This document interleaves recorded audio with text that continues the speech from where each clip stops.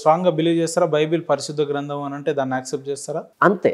Bible అంతే, యేసు ప్రభు అంతే. పరిశుద్ధ గ్రంథం అంటే మీరు అదే అంటున్నా కదా, బైబుల్ ఒక్కటే, ఓన్లీ బైబుల్ అంతే.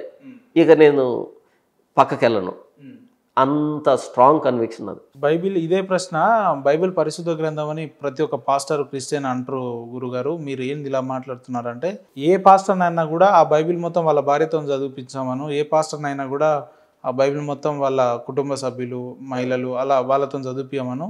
అది పరిశుద్ధ గ్రంథం కాదు. ఓకే, అదంతా కూడా పూర్తి భూత పురాణాలతో కూడుకున్నట్టు ఒక పుస్తకం అంతే. అందులో అన్ని కల్పితాలే ఉంటాయి, బూతులు ఉంటాయి.